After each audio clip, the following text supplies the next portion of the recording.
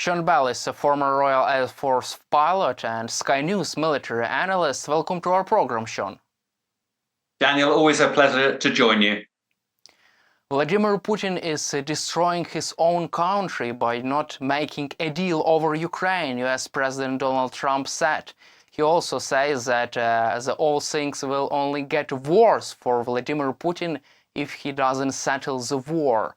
Do you see recent threats from Donald Trump to Vladimir Putin as a major turning point in Trump's stance on Russia?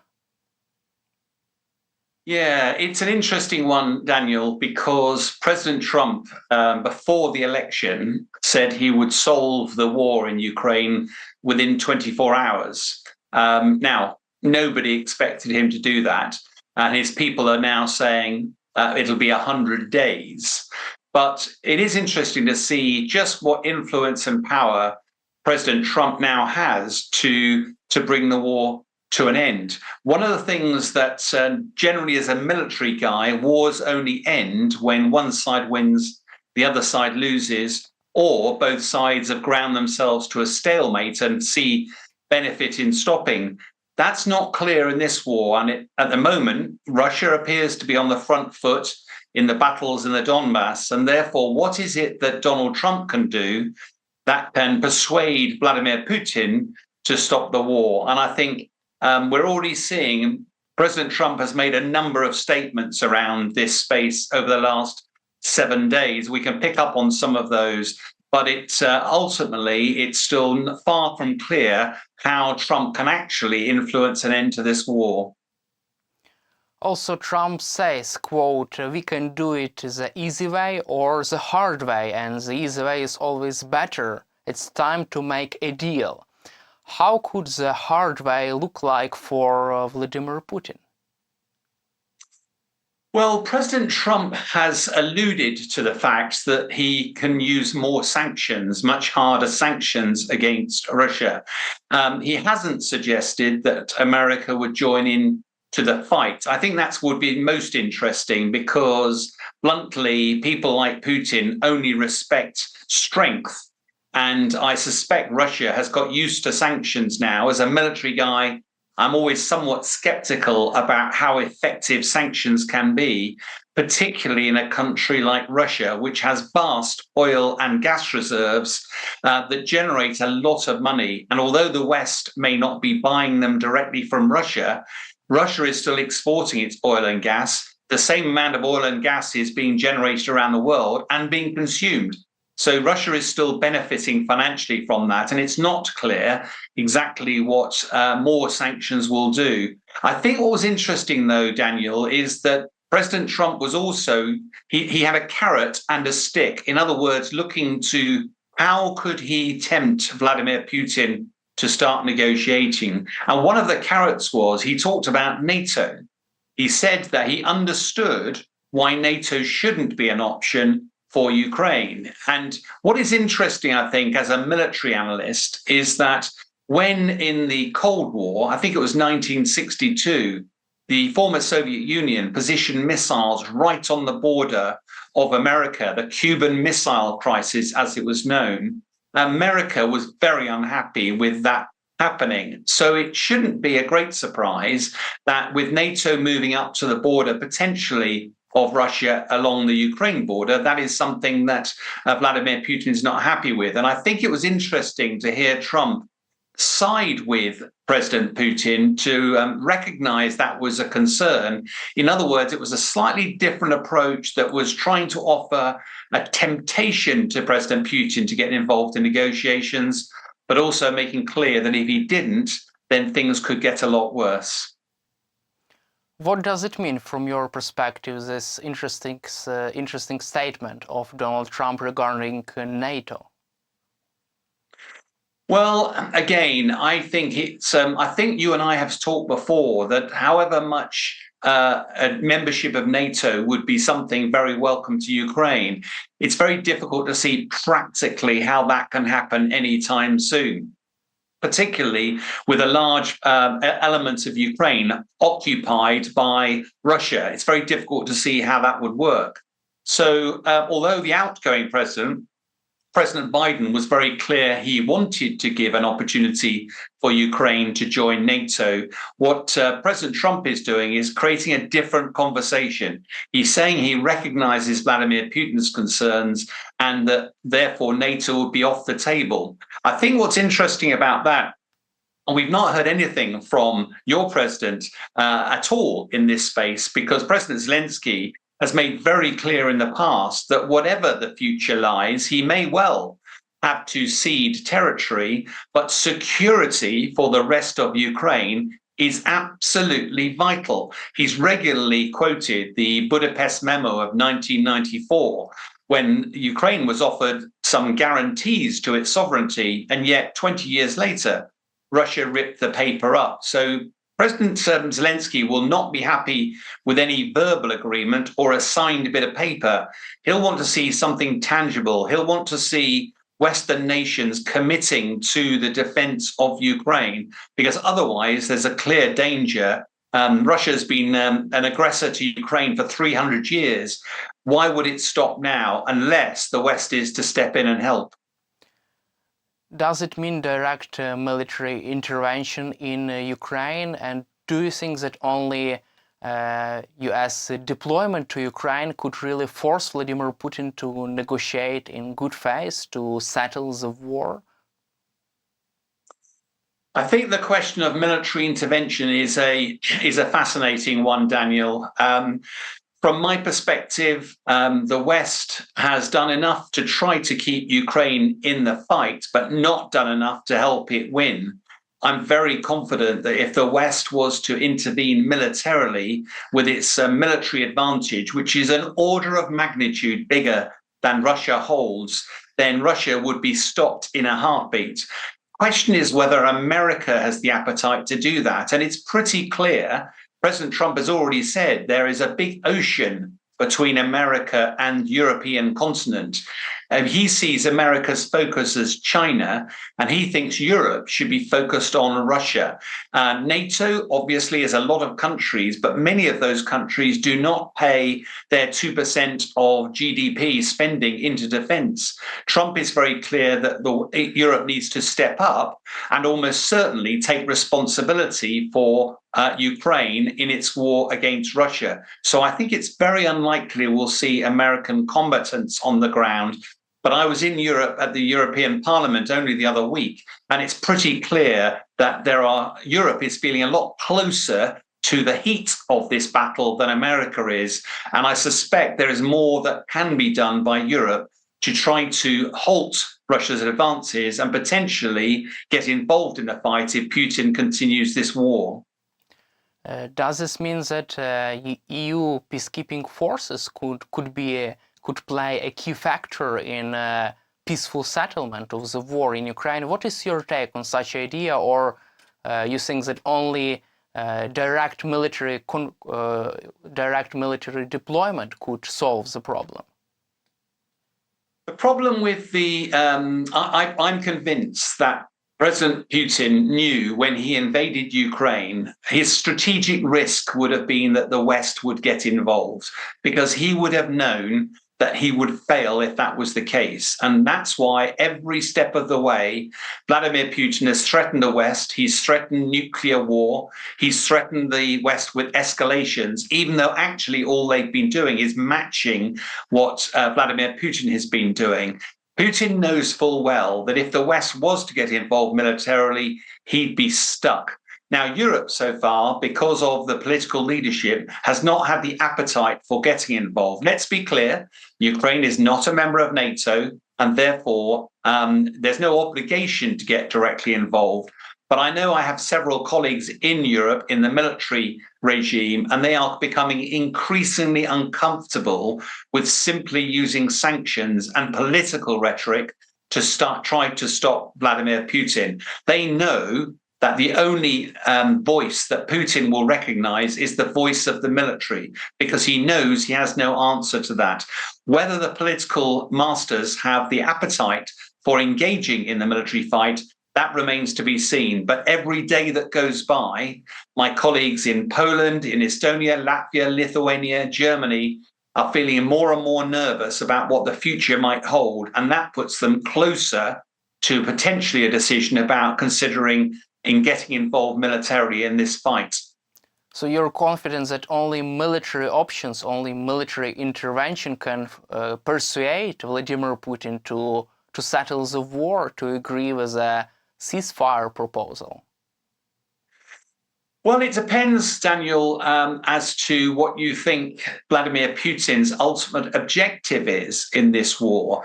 When I last visited Ukraine a couple of months ago, your colleagues made it clear that Putin's Russia has been at war for 300 years with Ukraine and has sought to destroy its language, its culture, its people, its infrastructure, its churches, everything. And therefore, it's very hard to see, based on that Vladimir Putin will stop just because he has a land bridge to Crimea and has that secure. Almost certainly, most Ukrainians will probably claim that he's going to catch breath and then be prepared to launch again. I think it's fair to say that Russia would not have expected that it would not have taken Ukraine in a matter of days, if you remember back to February of 2022. And Russia has paid a huge price for the land that it has secured. It is almost certainly not able to continue that fight in the near term. So some form of pause, whether it's a ceasefire or an end to the hostilities, probably suits Russia as well at the moment. My worry is that they may suit them in the near term, not in the long term. And therefore, in the long term, something needs to be done to protect Ukraine, to protect Ukrainians, and to stop Russia revisiting this fight in a few years' time. And what could be a key for ensuring that Russia will not invade Ukraine again in the future after, for example, a ceasefire deal? Only US or European deployment to Ukraine, military presence here? There have been a number of different options talked about, Daniel, including having United Nations forces on the ground. I'm a bit skeptical about that. United Nations forces are a political tool. They aren't always that effective militarily. And therefore, I think we have to be very careful that if you deploy United Nations forces and Russia decides to push again, that would massively undermine the credibility of the United Nations and the West. I think far more credible will be some bilateral or trilateral military arrangements with Ukraine and potentially the West, whether that's America, the UK, France, Poland, other nations, that all of which deploy maybe semi-permanent forces into Ukraine so that an attack on Ukraine is an attack on those forces as well. And that would create a seed of doubt in President Putin's mind that would say that there's more to risk by going again than to gain. My worry, of course, in all of this is that we are heading towards some form of potential negotiation. If that happens, it's very difficult to see Russia not emerging from that with a 20% stake of territory from Ukraine, and he will sell it as a win. It will be seen as a win by China, North Korea, Iran, and that has incredibly difficult implications for our global national security. So I'm not entirely sure that peace talks which hand President Putin a win are going to be credible, but unfortunately it does appear we're heading that way. Ultimately, though, it is up to President Zelensky to decide the future for Ukraine. It's just not looking good in terms of choices at the moment. Also, European officials are urging Trump's administration to commit several thousand troops to a peacekeeping force in Ukraine in case of a ceasefire. According to Bloomberg, only American military presence will make this peacekeeping mission a credible one. What is your reaction to this? And do you believe that only US military presence will make this mission a credible one? I think there are a couple of issues here, Daniel. I think American presence on the ground would be a very powerful deterrent for President Putin. Unfortunately, I don't think that's coherent with where President Trump's head is at the moment. I think he has been very critical of NATO. He's been very critical of nations within NATO. that believe that they can just hide under the umbrella of security that NATO provides, but not pay their way. And therefore, he wants to encourage European NATO countries to step up, not only with money, but also military capability and equipment onto the ground. So I suspect he will not see Ukraine as an American problem. He will see this as a great example of a European challenge and will therefore be pushing very hard, not only for European countries to get involved and find a solution, but also use this as a catalyst to increase defence spending across Europe. You'll know that he's currently seeking 5% of GDP for NATO countries. It used to be NATO was setting a target of 2%, and there are still a third of NATO countries that fail to meet that low bar. If it goes up to 3, 4, or 5%, which is exactly what America is seeking to achieve, that will certainly provide the West with a more robust military deterrence. But whether those politicians have the appetite for that at the moment, we'll have to wait and see. Let's cover also Vladimir Putin and Kremlin. Russian dictator Putin believes that he has achieved key objectives in the war against Ukraine, according to Reuters. However, Putin is frustrated about the state of Russia's economy. Meanwhile, Russian elite becoming more favorable to the peaceful settlement of the war in Ukraine, according to the Reuters sources. Don't you think that these developments can indicate Russia's willingness to settle the war, to negotiate a ceasefire?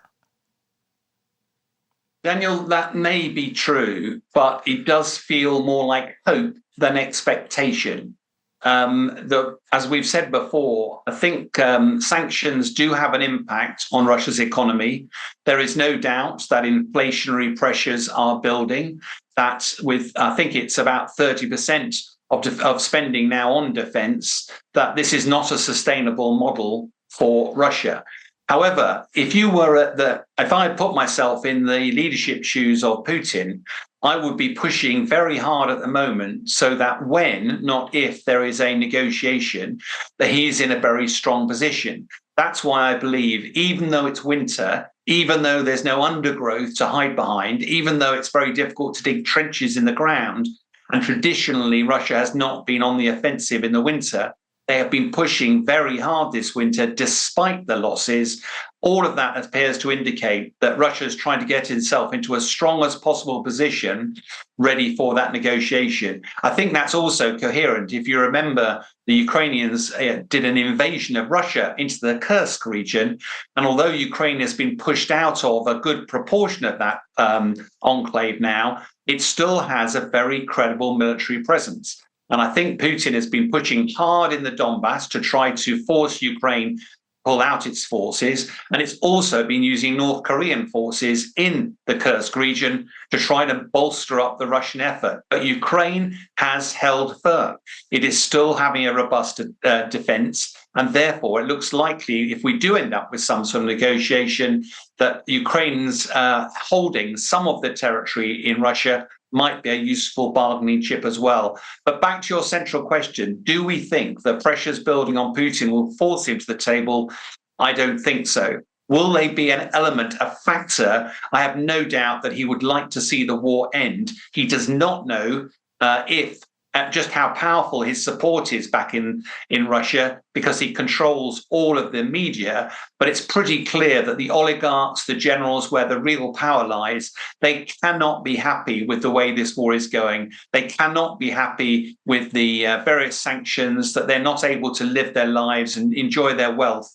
There's no doubt pressure is building on Putin, but whether that crack in the dam opens in the next day, week, months, or years, it's very difficult to tell.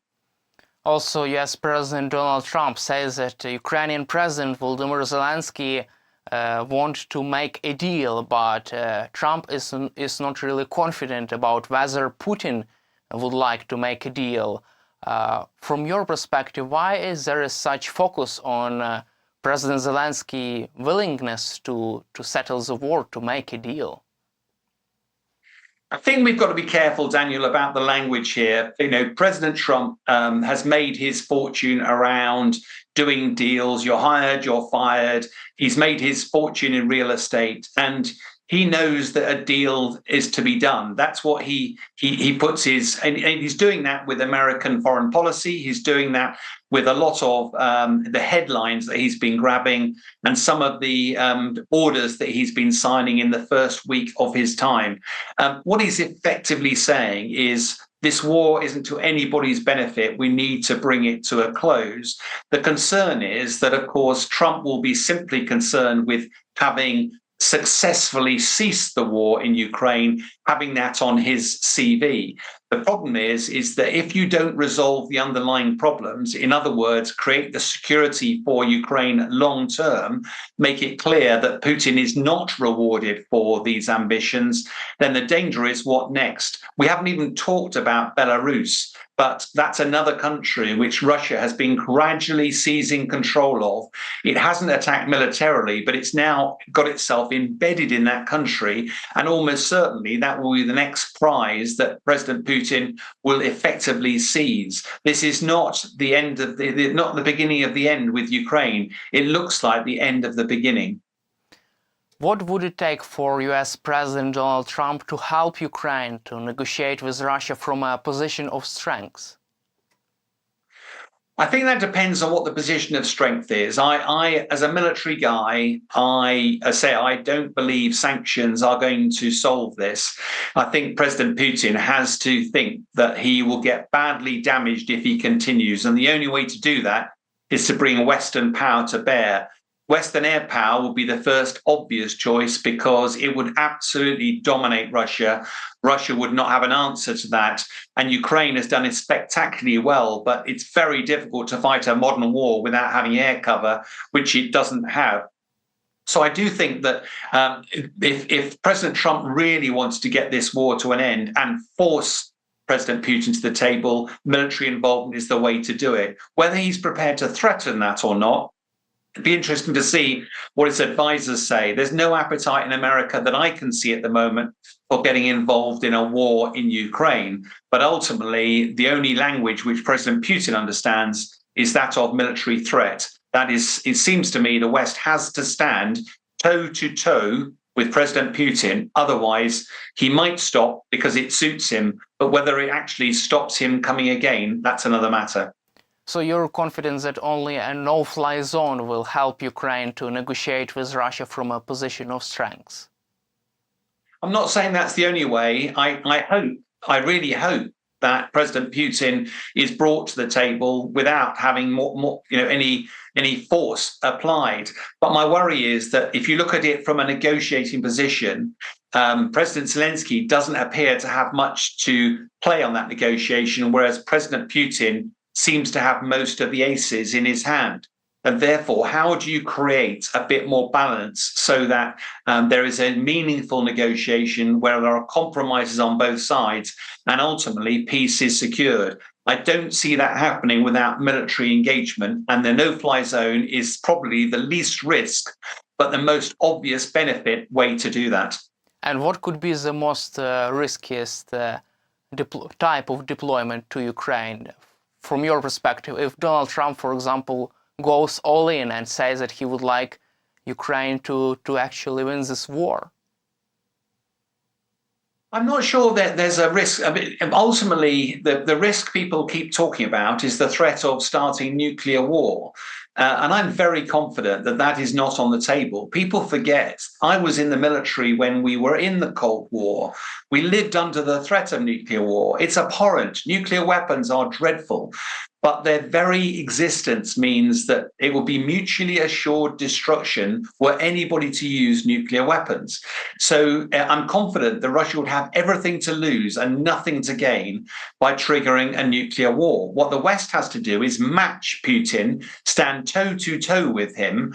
And therefore, I think whilst it would undoubtedly cause frictions and escalations, I'm confident that unless you deal with people like Putin, very aggressively, then we will have this problem returning again. Just imagine other nuclear nations like Iran like North Korea, when they get nuclear weapons, not if, when they do, if people aren't prepared to stand toe to toe with them, we are effectively saying that those countries can do what they like around the world.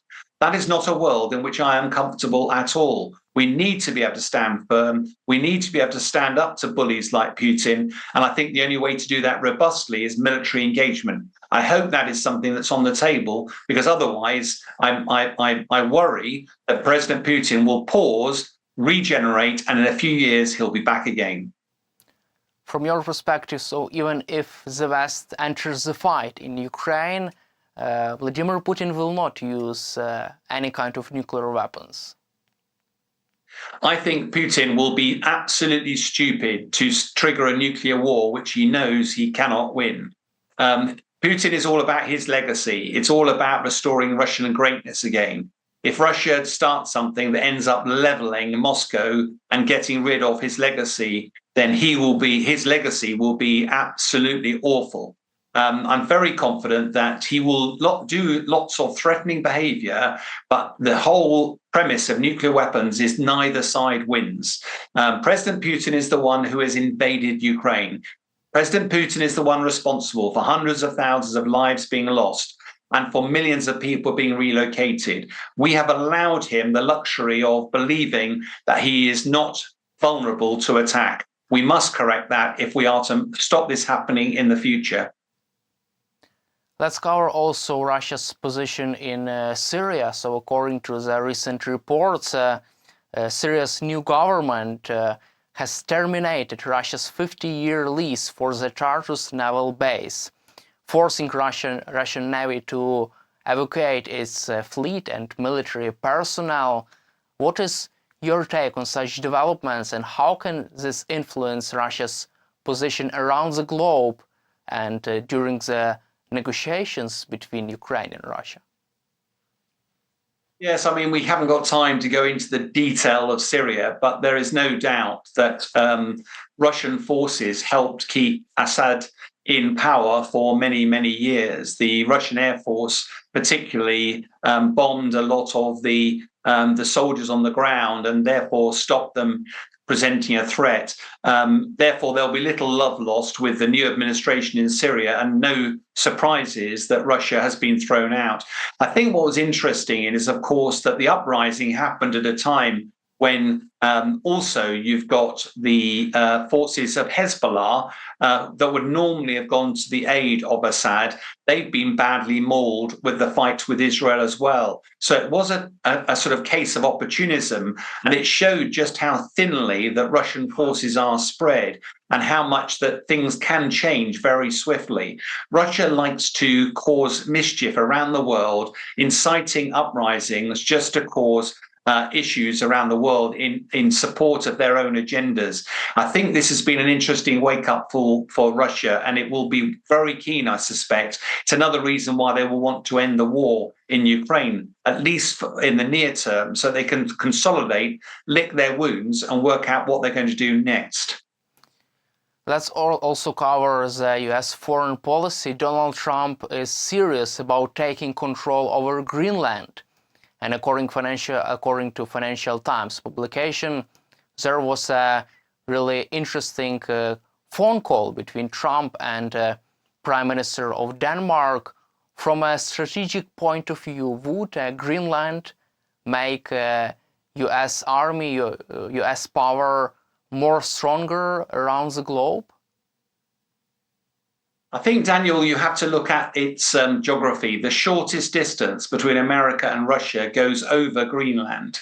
And therefore, there is a military base, a US military base on Greenland that looks at early warning, provides early warning notification for Russian missiles coming over the pole there. In addition, though, there's a lot of natural resources in Greenland. And although Denmark effectively owns Greenland, the Greenlanders themselves, there's not many of them, couldn't really present a realistic defense if Russia, China, or somebody else decided to invade them. And that country is strategically important, not just for America, but for the security of the West. So much as I don't think that President Trump is going to invade, it does highlight just how important that region is. But you have to, I think, Daniel, we've talked about Trump a lot today. One of the things that I think he's very big on is rhetoric, not always so good at delivering.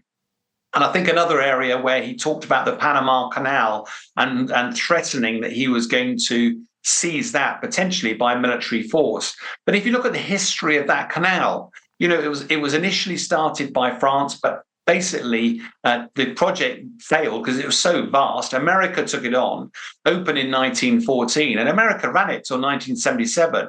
And then they handed it over a period of 20 years for the Panamanian Canal Authority to run it. But of course, since then, the charges for going through that strait have risen. My understanding is the average charge for a ship is now $50,000.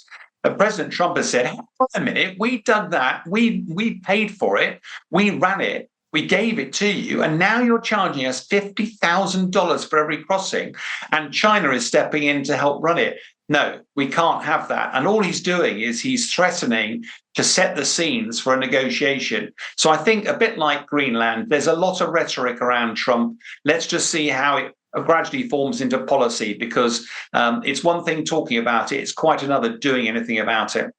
Also, some military experts suggest that obtaining Greenland for the US would be really beneficial, for example, for intercepting Russia's intercontinental ballistic missile in case of their launch. What is your take on that? Do you agree with such a logic?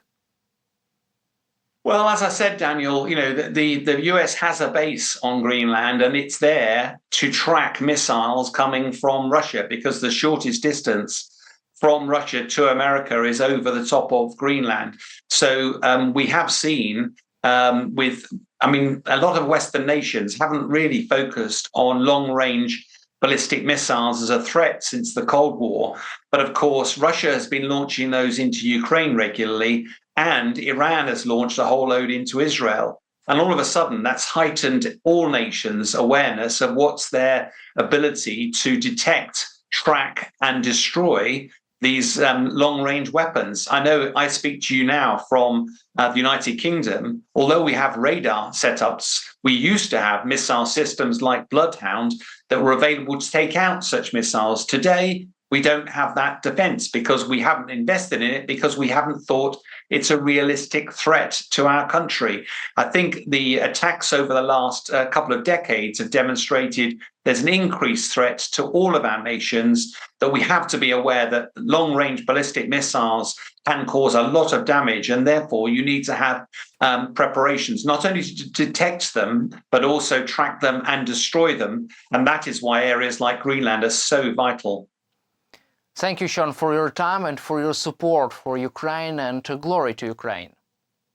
Slava Ukraine. Героям слава. Thank you very much.